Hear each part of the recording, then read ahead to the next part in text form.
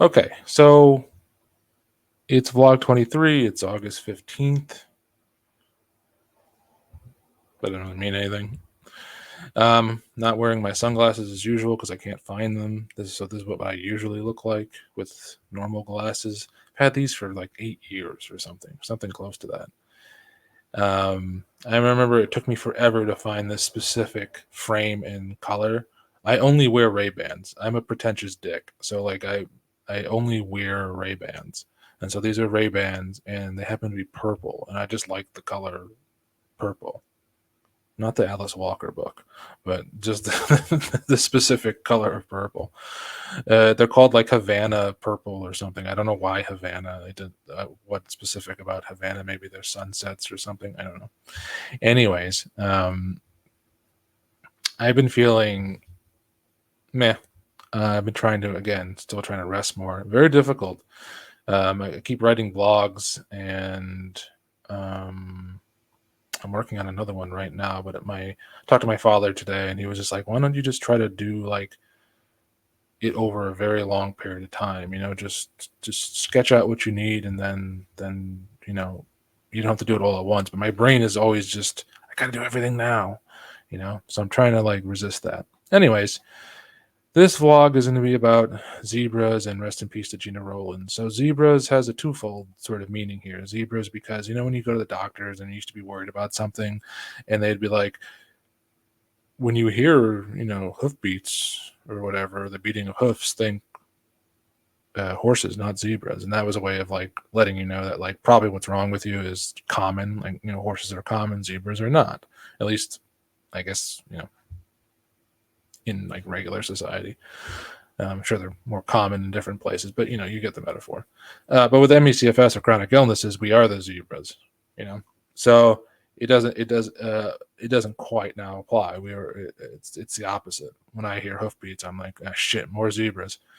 But also because of zebrafish. So zebrafish are being used and have been used in medical research, and it's being used. They're being used right now by Ron Davis. And so first, I want to go over why they use zebrafish. Well, because they share 70% of the same genetic material as humans, which make them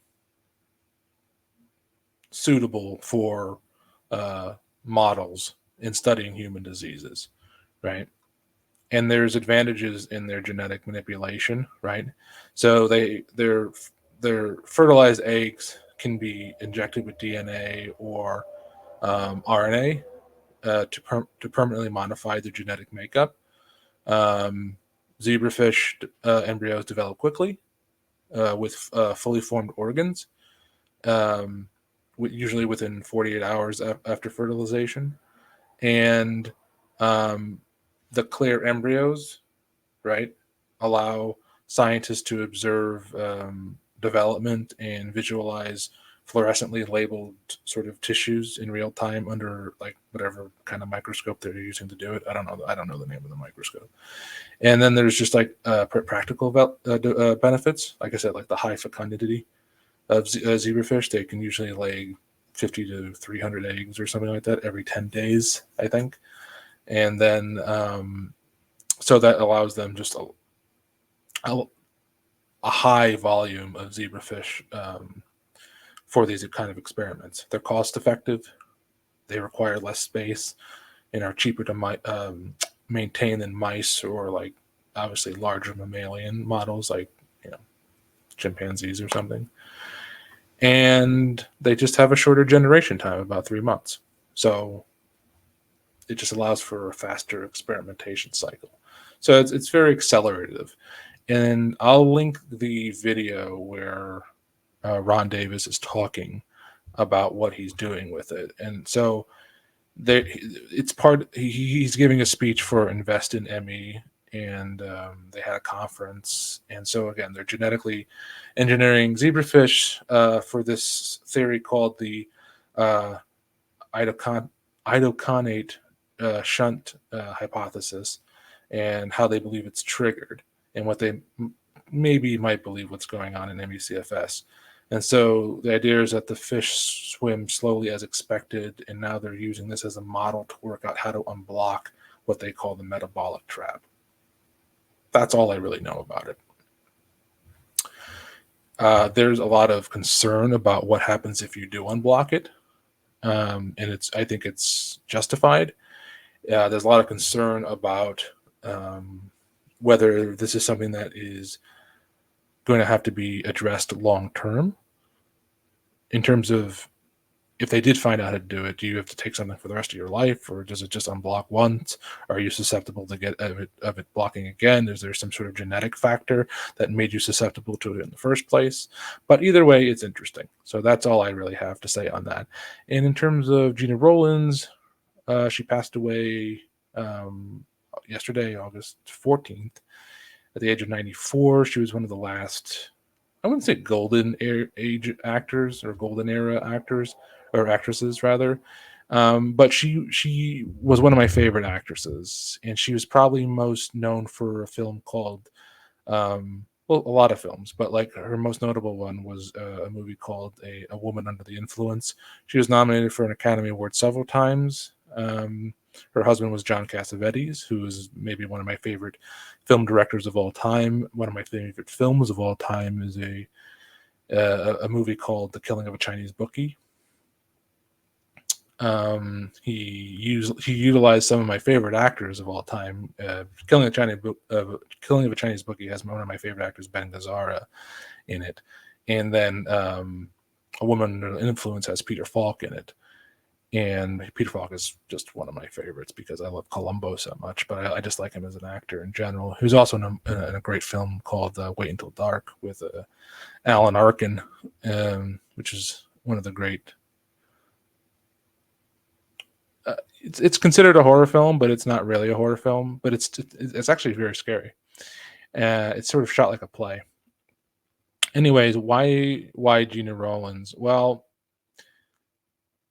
the reason why I liked Cassavetes is because of his approach to film. He kind of came up in the independent film scene in the 50s, later 50s, like right after sort of the French New Wave. I'm not sure if he was inspired by them at all. Actually, I'm not entirely sure. But most of his films are character studies. They're about the nuance of emotions, and he has a lot of these long uninterrupted takes to try to capture what you would consider like genuine or authentic emotions, and what he would call small feelings, right? Complex human behavior. He shot on 16 millimeter. I'm pretty sure he blew him up all this later on, but he used a lot of handheld, natural lighting kind of stuff. Employed extreme close-ups. And he worked with basically sort of a small community of actors, which was very common in the new wave and still is somewhat today. Like you can think of like someone like Paul Thomas Anderson, who is or even Tarantino, who's someone who works like that. And he was married to Gena Rowlands, and so Gena Rowlands did a film called A Woman Under the Influence, which is a film that is considered unwatchable to some, but it's interesting in today's day and age because the film is in some level a question of because there's so much gender politics today of like, what is a woman, right? And it goes deep into her psyche about this woman, this person who's breaking apart. She's trying to be a perfect wife, a perfect mother, a perfect lover, and that's when her mind starts to sort of break apart and decompose. And it's just it's a very dark film because another question to ask is what is she under the influence of, right? There's this is she under the influence of society, her husband, whatever her husband's under the influence of? Is it alcohol? Which there's a lot. So it's cryptic in a way the title in itself. It's a brilliant film. I think everyone should watch it at least once. When it first came out, a lot of people thought it was insufferable. Um, Whereas the killing of a Chinese book, it was not. It was considered something um, you had to see it, like a hip kind of movie to see. Um, Whereas A Woman Under the Influence is a bit of a strain. It's kind of like Andy Warhol film. It's more of a test of endurance to watch it. So that's basically all I have. I just want to say rest in peace to Gena Rowlands, because she was a fantastic actress. You should look up her entire filmography. Another movie you can watch is Gloria. Gloria is a fantastic film that she's in. She's in most of Cassavetes' movies. She was in The Notebook. If you give a shit about that, I mean, I've never actually seen The Notebook, but she's in The Notebook. She plays the older version of whoever the younger person in The Notebook was. And the fact that she made it to 94 is good. I mean, her husband died a very long time ago, in the 80s, after he shot his last film, or I'm not sure if he finished it or not. But that's all I really wanted to say. Oh no, the other thing I wanted to share was something funny that my friend sent me. My friend sent me, it's like, it's like, this is what you look like. And I was like, I don't think this is what I look like. But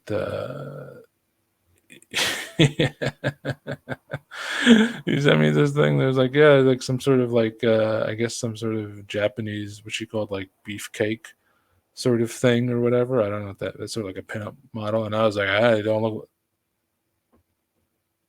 think I look like that. Maybe when I was thinner and whatever. I was never in that good a shape, but I used to be like pretty lean and like whatever. She's like, yeah, you look, this looks like you. And I was like, I'm not entirely sure about that. I appreciate it though. Thank you. I appreciate it. But anyways, that's all I really have to say. I don't know who I look like. I don't think I look like anyone. I think I look like my dad. But that's all I have. So until vlog 24. Anyways, look up those Gena Rowlands films. You should watch them at least just once, and watch all the Cassavetes films.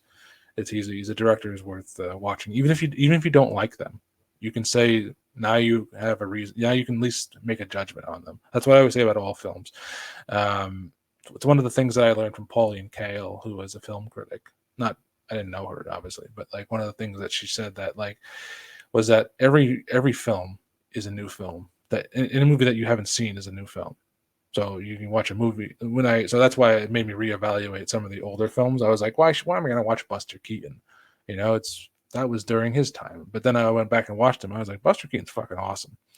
And so it was new to me, right? So and now you can say you can watch these films, right? And you can have an opinion on them. And that's kind of cool. And it's actually they're just nice forms of escape as well. But anyways, this went on too long. I'll see you next time. Bye.